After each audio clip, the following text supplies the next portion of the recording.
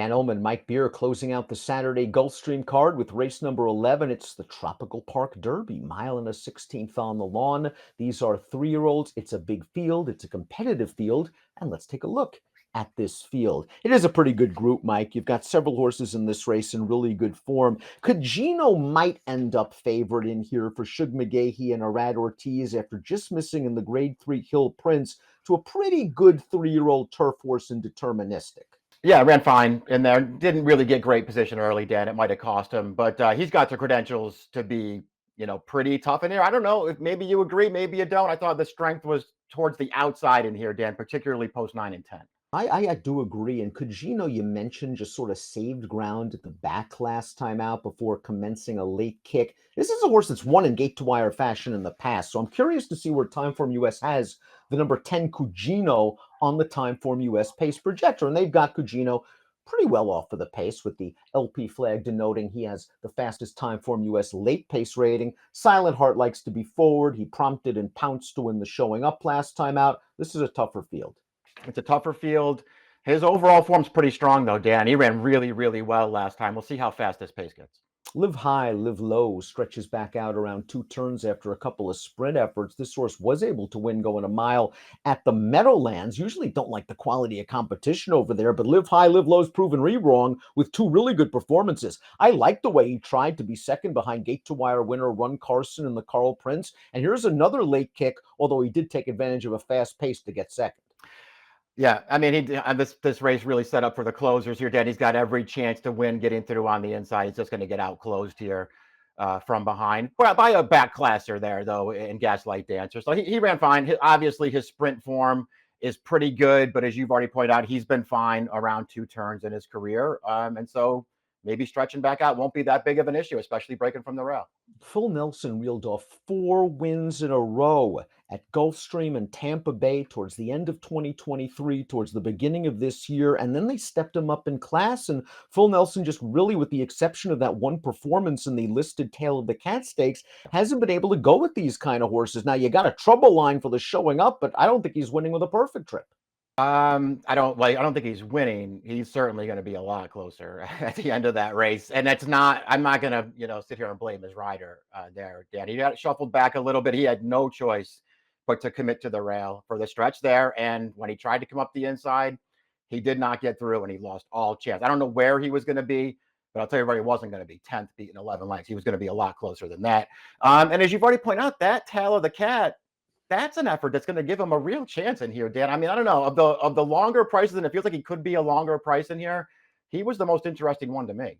Especially because, like the one horse, he's tactical enough where he can break, get forward position without losing too much ground. And trips, of course, are always key in these kind of races, as you saw last time out. Freedom Principle is up next. He's another horse coming out of the showing up stakes. He was beaten by Silent Heart that day. He lost a lot of early position in that race. He's another horse that can be closer to the pace. And he's another horse that has a little bit of back class. He won the English Channel here during the spring meet, a race where he had to come really wide off the turn.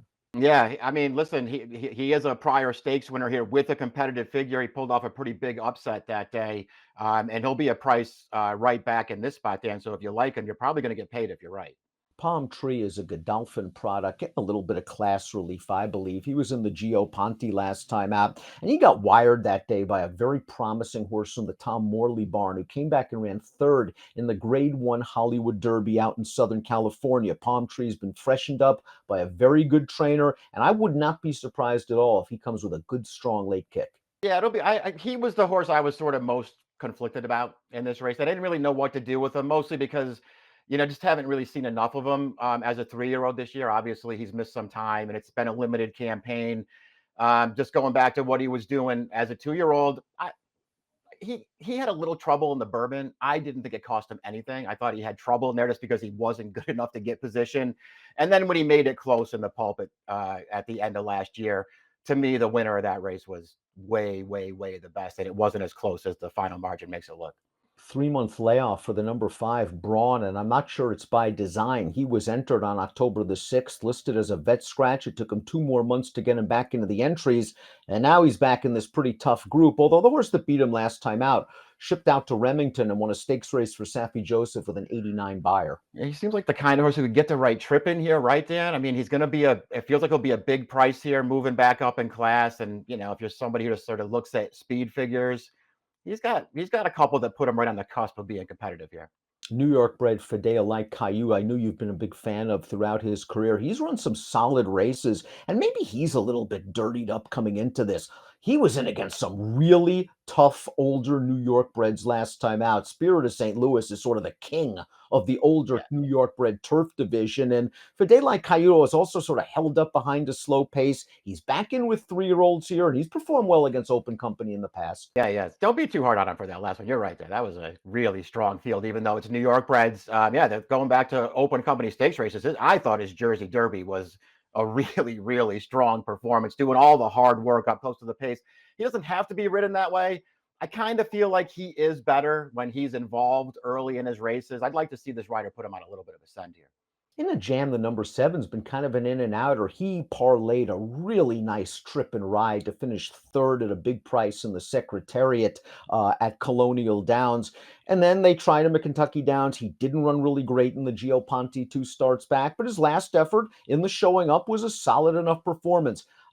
This is a hardy horse. He's run 17 times. He might need a career best. Yeah, he ran fine last time behind Silent Heart. He overall, I just thought he got a really good trip, and he wasn't as good as Silent Heart in there, but he ran fine in that race. He had a, up close or at least within range, clear run through the stretch. He ran at the end of that race. He just really had no chance to win. So I think his solid run of form continues, Dan. He's a contender in here. Although the 8 Ninja Star is stakes placed on turf at Tampa Bay Downs against Florida breds, you have to wonder if at this point in his career he's slightly better on the all-weather because that's where all the quick figs have been. He's turning back in distance slightly after an allowance race at Presque Isle Downs. He faced a pretty good field. The third-place finisher came back to win a handicap on the Gulfstream Tapeta with a 90 buyer, one of 2 next-out winners from that race. Yeah, I mean, listen, you can't like them all, and I just didn't really see anything to really like about this horse. Although, listen, I'm sort of giving Full Nelson a little bit of a chance in here, and it's not like Full Nelson embarrassed this horse earlier in the year. Silent Heart might have needed his return off of a fairly lengthy layoff in a tough allowance sprint race at Keeneland, stretched out to a mile and a 16th in the showing up. And I think the distance was a little bit of a question for him. He got a really nice ride in here. He settled right off the early leader. He made a bid entering the turn to make the lead, and he's very comfortable. Now, the horses that have come out of this race thus far have not done very well. It's a step up in class, but the performance was likable in its own right. Just ran really, really well in here. Yeah, he got a perfect trip in this race, and he just sat right up close, tracking a big long shot on the lead. He took over as he pleased around the turn, but you saw the way he finished it off. It's not like in a jam was a total no hoper. That horse is pretty good, and he never got anywhere near Silent Heart at the end of that race. I thought that was a really strong performance last time. Was close but no cigar very early in Cugino's career before Flavien Prat took over and put him right on the lead in the Autobahn, and he got a well-deserved trip after maybe getting some unlucky ones earlier on. Last time out was his first start off a little bit of a layoff in the Hill Prince, and he was just last on the rail turning for home. He has to alter course to the outside turning into the stretch. Once he sees some clean air, he does come with a really nice run to make this fairly close against Deterministic, who again is a nice horse. Yeah, Deterministic, a nice horse, and also got a perfect trip in this race, and that wasn't the case for Cugino. You're right, though, Dan. He really runs here in the final furlong. It just happened to be way too late. I guess, he did take a pretty good bump at the start of the race, and maybe that's ultimately what was his undoing. He just wound up maybe a little bit further back than he needed to be, and he had too much to do through the stretch. Can Group, the number 11, showed some ability as a 2-year-old. He pulled off a big upset in the Grade 2 Bourbon at Keeneland. He ran just fine in the Breeders' Cup Juvenile Turf last year. He was far behind. He came wide into the stretch, and he was running on at the end. And then maybe that one race on dirt in the Lecomte kind of just made him go haywire, because since then, it just hasn't been there for him, although it has been 2 wet tracks, and he was wired by Cugino last time out. He's returning as a gelding. He needs some pace luck for top connections. He's just gonna need to work out some kind of a tripper. He has zero speed. He's always really far back. But when listen, when things go his way and he's feeling all right, and maybe being a new gelding will help this horse a little bit. He really does run at the end of his races. Inveigled is a solid dirt horse. He's going to try turf for the first time. His sire Enticed is only 1 for 46 with first-time turf runners. The dam has thrown two turf runners, none have won. But the second dam was a nice horse for Todd Pletcher, Candy Kitty. She was a stakes winner on dirt and turf. Lack of strong turf pedigree, tough outside post. I'm going to take a wait and see approach. Yeah, I didn't really want to bet this horse making the surface debut. There's turf on the dam side of this family, but this isn't a real strong turf sire. 13 and 14 are also eligibles. I guess if Echo Lane gets in, you have to respect simply off the fig this horse earned last time out against older, that was, I guess, claiming Crown Day with a big number. Yeah, I've listened, very, very dangerous trainer, and 2 of this horse's last 3 starts on turf are pretty good. Let's take a look at our top picks. Tropical Park Derby, the second of 2 stakes races for 3-year-olds on grass at Gulfstream on Saturday. You're going 10-9. I'm going 9-10. I found it a little bit hard to get behind the longer prices in here, Dan. I feel like the 9 and the 10, they're probably the 2 favorites in here, and they're the 2 horses that I wanted. Maybe Silent Heart will get the jump on Cagino turning for home, and that'll make all the difference, maybe at a slightly better price. Again, Mike's going 10-9-2-4. I'm going 9-10-1-11. It's the Tropical Park Derby at Gulfstream on Saturday. Best of luck. Hey, buddy, you look like you're in need of a winner. And just remember, if you like and subscribe right over here, you can get all of the great content on DRF.com, including Race of the Day, stakes previews, and lots more, featuring me and my superb selections. Trust me, you're not going to regret it.